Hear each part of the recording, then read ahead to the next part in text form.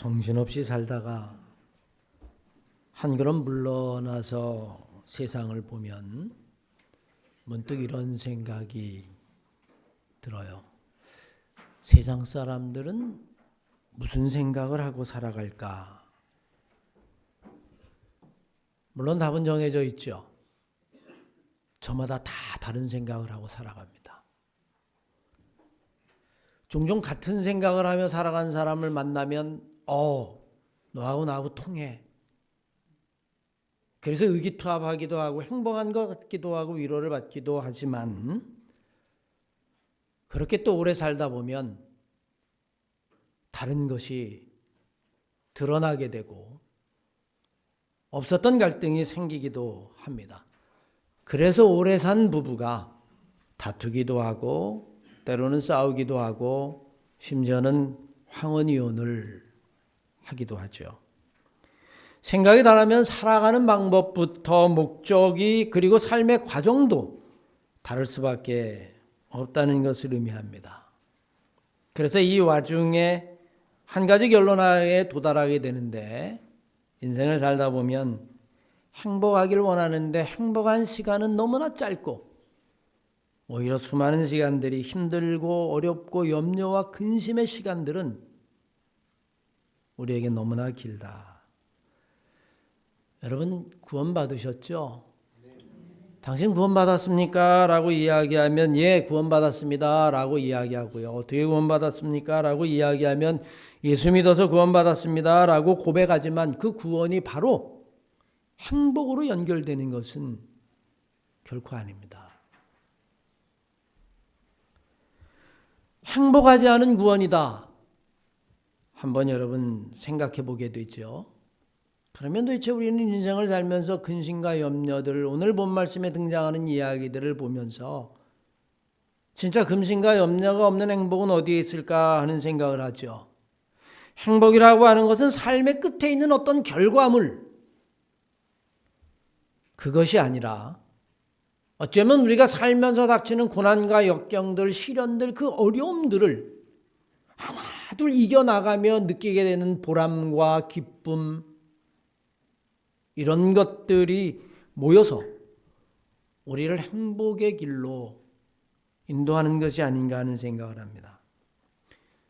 살면서 근심과 염려가 없을 수 없다면, 우리가 살면서 필연적으로 따라오는 거라면 그 염려와 근심들을 잘 해결해 나가면서 느끼는 그 보람과 기쁨, 그것이야말로 행복이 아닐까요?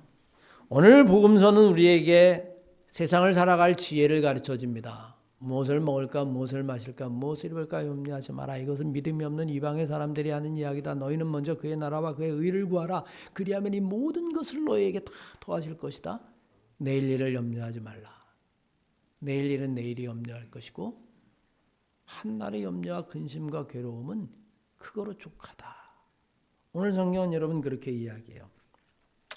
무엇을 먹을까, 무엇을 마실까, 무엇을 입을까 염려하지 말라라고 이야기했는데 저는 안타깝게 요즘 이렇게 못 삽니다. 무엇을 먹을까를 늘 걱정해요. 오늘 예배 후에 안타깝습니다. 김밥과 라면이에요. 그 전에 우리가 식당에서 뷔페로 먹을 땐 너무 좋았는데 제가 이런 거로 걱정하니까 1년 가까이 잘 먹었죠. 그때는 무엇을 먹을까를 걱정하지 않았어요. 그래서 걱정하니까 우리 장로님들이 저에게 목사님 뭘 걱정합니까? 김밥도 좋죠. 김밥도 좋아요. 그렇게 이야기를 합니다. 뭐 나가서 사 먹어도 좋고요. 다 좋아요. 여러분 그렇게 이야기를 해요. 근데 여러분 또 목사 입장에서는 그게 아닙니다. 따뜻한 밥을 먹이고 싶죠. 세상의 모든 일은 어떤 사람에게는 걱정거리가 되어도 어떤 사람에게는 걱정거리가 아닌 것이 있어요. 건강이 걱정거리가 아닌 사람이 있습니다. 타고난 건강, 재물이 또 걱정거리가 아닌 사람이 있을 수도 있고요. 사람은 걱정거리가 다 달라요. 분명한 것은 이 세상을 살아가는 모든 존재는 근심과 염려로부터 자유스러운 존재는 단 하나도 없다는 겁니다. 근심의 내용과 원인이 다를 뿐이에요. 하나님은 근심하셨을까요? 근심하셨어요. 창세기 5장 이하의 말씀에 의하면 사람이 죄가 관영한 것을 보고 이 땅에 인간을 지은 것을 후회하시고 한탄하시고 근심하셨다. 그것도 근심인가요? 근심이죠. 하나님의 근심입니다. 예수님도 근심하셨습니다. 마태복음 26장 이하의 말씀에 십자가를 앞에 놓고 고민하셨어요. 베드로와 세베대 두 아들을 데리고 가서 내가 고민하여 죽게 되었으니 나와 함께 기도하라 깨어있으라 라고 이야기를 합니다. 근심과 염려의 원인과 내용이 다를 뿐이에요. 하나님조차도 예수님조차도 여러분과 저도 근심과 염려가 있죠. 생각해보면 어떤 근심이 어느 날 갑자기 우리에게 툭 던져질 때도 있습니다.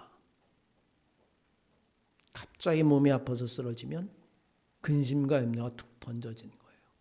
여러분 우리 한마음교회 재개발 문제도 그렇습니다만 재개발이 안 됐으면 여러분 우리가 이렇게 객지에서 생활할 이유가 없겠죠. 그러면 거기에 있으면 근심이 없을까요? 비가 여름마다 새는 거 그거 여러분 정말 근심했을 겁니다. 있어도 근심이요? 나와도 근심이에요. 주어진 고민거리라 할지라도 주어진 염려라 할지라도 그러면 여러분 오늘 본 말씀을 통해서 우리가 배워야 될 영적인 교훈, 성경의 교훈은 무엇일까요? 이미 말씀드린 대로 하나님조차도 근심하셨다면 세상에 염려와 근심은 없을 수 없다는 것을 받아들여야만 한다는 거예요. 아, 나는 왜 이렇게 근심이 많을까? 나는 왜 이렇게 어려운 일들이 많을까? 그게 아니라 그거를 짊어지고 가지 않는 사람, 그런 세상은 어디에도 없다라는 겁니다. 살면서 없던 염려도 생기는 것이 인생입니다. 사람이 살면서 염려와 근심이 없는 순간이 있습니다. 어떤 순간인가 생각할 때 딱 태어나는 그 순간이에요. 먹여주고 재워주고 씻겨주고 입혀주고 중얼거리면 안아서 흔들어주고 바라보면서 모든 사람이 다 기뻐해주고 이뻐해주고 그런데 여러분 자라면 염려도 자랍니다. 친구를 만나서 행복하고 야 재밌다 너하고 나하고 잘 맞는다라고 이야기하는데 살다 보면 그 친구하고 다툼이 생기고 싸워요. 울고 들어옵니다. 내가 학교를 빨리 졸업하고 돈을 벌면 내 마음대로 돈을 쓰겠다 생각을 할 수 있지만 돈을 벌면 씀씀이도 많아질 뿐만이 아니라 그 돈 때문에 생기는 근심도 늘어나게 되어 있습니다. 아이를 낳으면 정말 기쁘죠. 그냥 바라만 봐도 이쁩니다만 자라면 양육비, 교육비, 그 다음에 생기는 근심과 염려도 함께 올 수밖에 없다. 오늘 본문 말씀 34절 말씀은 우리의 인생을 잘 표현해 주고 있죠. 그러므로 내일 일은 내일 걱정해라. 내일 걱정은 내일에 맡겨라. 하루의 괴로움은 그날 겪는 것만으로도 족하다. 어쩌면 여러분 인간의 실존을, 인간의 삶의 현실을 너무나 잘 이야기해 주고 있어요. 내일 일을 걱정하지 마라. 그리고 해결책으로 하신 말씀이 내일 걱정은 내일에 맡겨라. 그렇게 말씀합니다. 내일 걱정은 내일에 맡긴다. 여러분 이게 해결책이 됩니까? 그런데 여러분 가만히 생각해 보세요. 이것만이 해결책입니다. 내일의 걱정은 우리가 오늘 할 것이 아니기 때문에 그렇습니다. 내일의 걱정의 해결책은 오늘에는 있을 수 없어요. 어떨 때는 여러분 우리에게 다가오는 모든 염려와 걱정은 그날 우리에게 닥치는 순간마다 어쩌면 여러분 그 안에 진정한 해결책이 있는지 모릅니다. 여러분 내일 무슨 일이 생길 줄 아세요? 갑자기 사고가 생길 수도 있고요. 갑자기 내가 중병에 걸렸다는 진단을 받을 수도 있고요. 그런데 여러분 그런 일들에 대한 해결책이 오늘 있을까요? 여러분 내일의 해결책을 오늘 가지고 살아가는 사람은 아무도 없습니다. 우리에게는 늘 매 순간마다 다가오는 염려와 걱정과 근심이 있는 것처럼 내가 믿음으로 살아야겠다. 내가 하나님의 말씀대로 살아야겠다. 그렇게 기도하고 교회의 문을 나서지만 교회의 문을 나서는 순간부터 우리는 직장, 내가 하는 일, 사업, 아니면 자녀, 건강, 수많은 근심과 괴로움과 염려들, 그리고 세상의 유혹들, 그리고 시험에 휩싸이게 되어지죠. 어쩌면 여러분 이것이 우리의 현실입니다. 믿음과 현실 사이. 하나님의 믿음과 말씀대로 편안함을 가지고 살아야 된다는 영적인 교훈과 끊임없이 우리가 살면서 닥치는 괴로움과 문제와 갈등과 불평, 원망들. 우리는 여러분 이 사이에서 어떻게 해답을 찾아야 할까요? 믿음으로 모든 것을 맡기고 편안히 살아야 된다라고 하는 우리의 믿음의 고백과 여전히 풀 수 없는 근심과 염려들, 심지어는 하나님조차도 하셨던 근심 사이에 우리는 여러분 어떻게 답을 찾아야 할까요? 우리는 여러분 우리의 믿음과 현실 사이에, 그 사이에서 우리가 보아야 할 것이 있다면 우리를 지키시고 인도하시는 하나님의 은총과 하나님의 섭리를 볼 수 있는 사람이 되어야 될 줄로 믿습니다. 하나님의 섭리라고 하는 건 우리가 가지고 있는 믿음과 그리고 우리가 살아가는 고민과 갈등과 염려를 연결해주는 신비한 은총의 통로예요. 돌이켜보면 나는 나에게 닥친 지난 35년 동안의 삶, 목회의 삶, 그때의 염려와 근심들을 내가 어떻게 해결해 왔나 생각을 해봅니다. 내가 다 스스로 해결해 왔을까? 여러분 결코 아니에요. 어떨 때는 여러분 절망하고 좌절하고 포기하고 싶을 때도 있었고, 그래서 내가 목회를 그만둔다라고 그렇게 여러분 괴로워했던 적도 있습니다. 그런데 그때마다 알 수 없는 도움의 손길이 있었고, 견딜 수 없을 때에 견딜 수 있는 힘과 은혜가 있었기 때문이에요. 내가 해결해 온 것이 아니라 해결하려고 애쓰고 기도했는데 알지 못하는 하나님의 은총과 섭리가 그 안에 나를 지키고 인도해 왔다라고 하는 사실입니다. 생각해 보면 하나님의 은혜와 세상의 염려는 여러분 늘 섞여 있습니다. 하나님의 은혜만 있는 삶은 없고요. 그런 일만 있으면 은혜를 은혜로 생각하지 않습니다. 매일 좋은 햇빛만 있는 날이라면 어떨 땐 여러분 아마 비가 오는 날을 그리워하는 것과 같을 겁니다. 은혜는 바로 우리의 삶을 주관하시는 하나님의 섭리라고 하는 사실입니다. 하나님의 말씀대로 살려는 마음과 매일 하루도 그치지 않는 염려와 괴로움, 그리고 세상의 유혹과 두려움 사이에서 우리는 늘 우리와 함께 하시고 우리를 지키시고 우리의 필요한 것을 채워주시는 하나님의 은총, 하나님의 섭리를 믿어야 될 줄로 믿습니다. 저는 우리 사랑하는 한마음교회 성도 여러분들이 그 고민 갈등 사이에서, 믿음과 현실 사이에서 늘 우리를 지키시는 하나님의 은총을 체험할 뿐만이 아니라 그것을 굳건하게 잡고 나아가는 신앙의 사람이 되시기를 바랍니다. 섭리를 깨닫는다라고 하는 건 내가 죽으나 사나 하나님의 것이라고 하는 것을 깨닫는 영적인 체험이라고 하는 사실이죠. 사실 여러분 생각해 보면 한남 3구역 재개발을 시작해가지고 막 협상을 할 때에 우리가 가지고 있는 그 건물 하나에다 땅도 100평이고 그러니까 사실 난감했던 건 사실이에요. 그런데 여러분 우리는요, 절망하고 근심하고 염려했습니다. 안 했다면 거짓말이죠.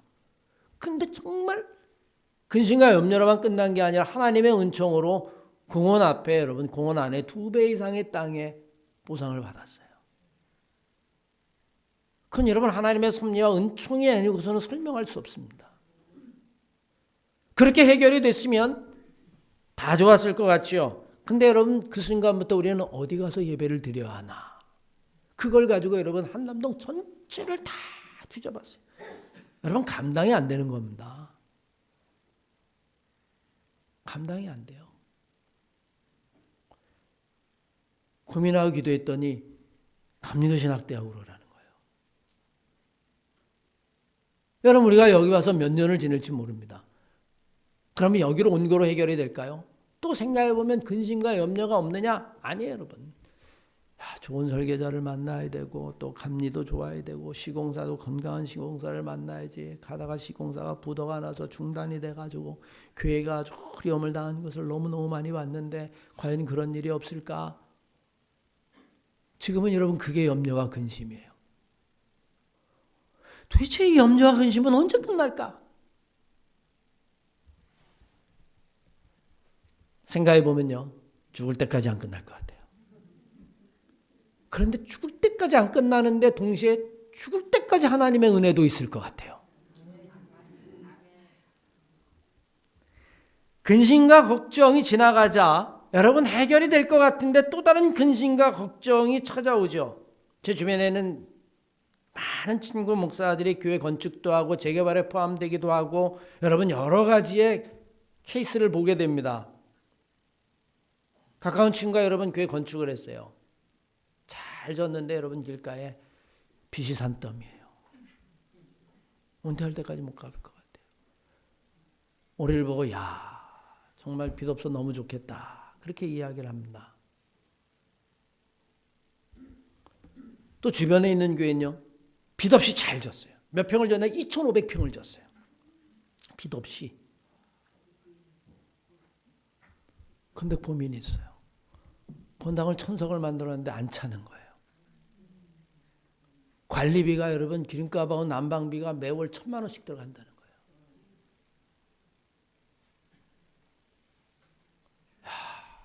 괜히 크게 졌다 헐지도 못하고 근심이에요.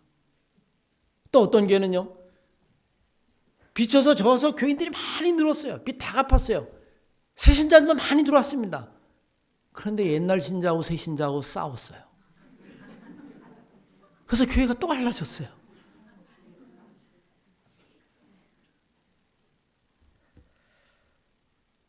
여러분 한번 생각해 보십시오.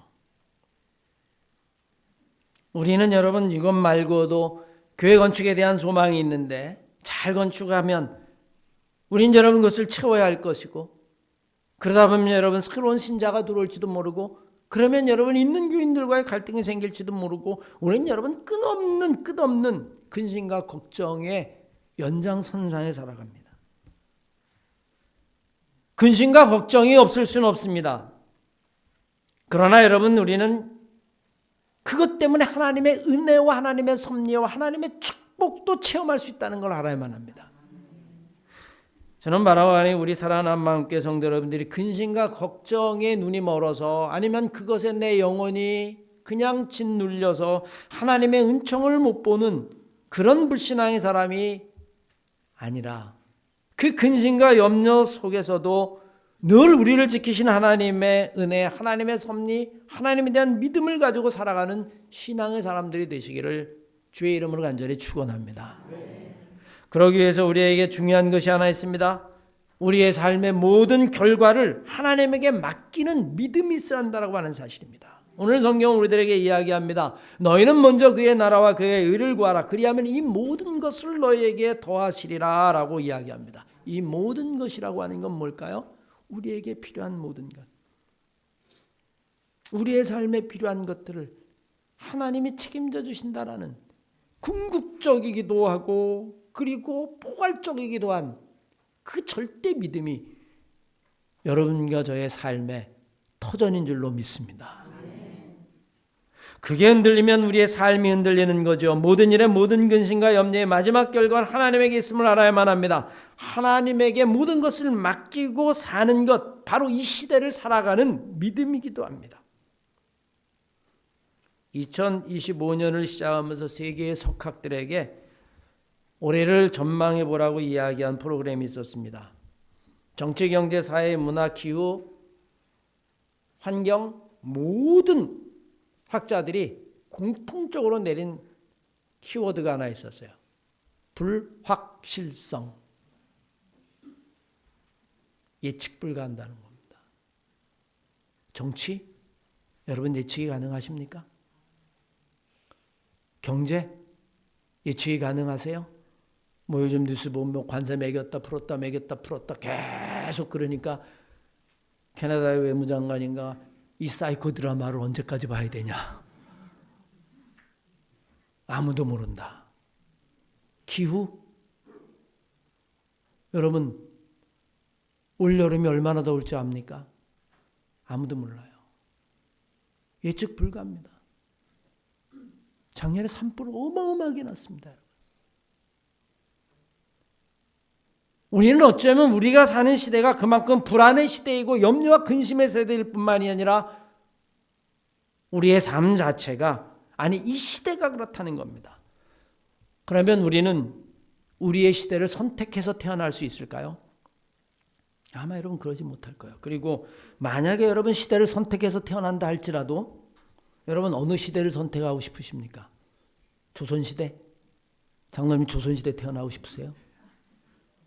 그러면 여러분 조선시대가 아니라면 일제강점기? 일제강점기 태어나고 싶어요, 권사님? 그러면 그때가 아니라면 6.25 전쟁? 전쟁통에 태어나고 싶습니까? 아니면 전쟁 끝난 다음에 그 가난했던 시절을 태어나고 싶습니까?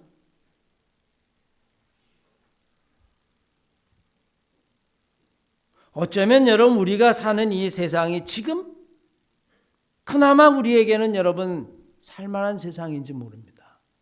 어느 시대에도 근심과 염려가 없었던 시대는 없어요. 단 한 순간도 만만했던 시대는 없습니다.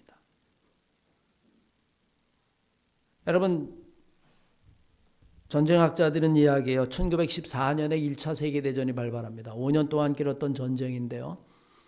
가장 큰 전쟁이었죠. 첫 번째 발발한 세계대전이라고 이야기합니다. 영국, 프랑스, 러시아, 연합군과 동맹국, 독일, 오스트리아 등등으로 5년 동안 건 전쟁에서 1,000만 명 정도가 죽고 2천만 명 정도가 사상을 입었습니다.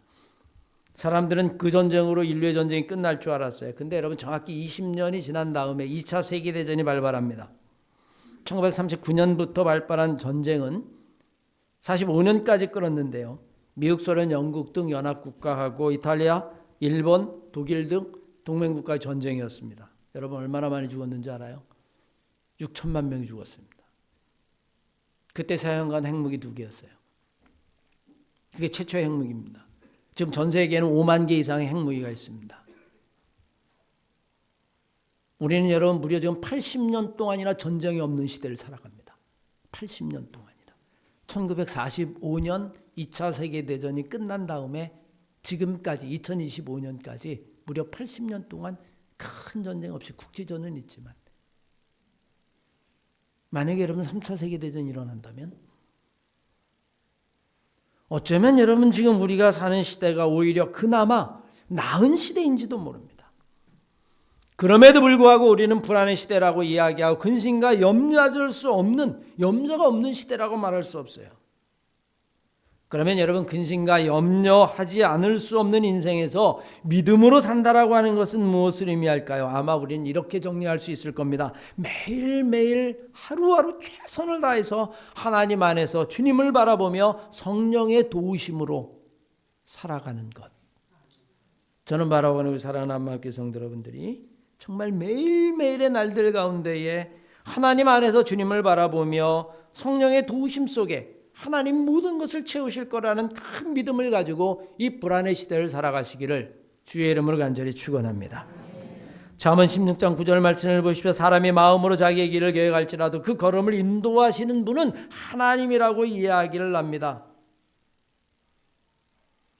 편안한 시대가 없었다면, 여러분들이 선택할 시대가 없는 그런 과거라면 어제의 염려가 오늘과 다르고 오늘의 염려는 내일의 염려와도 다를 것입니다.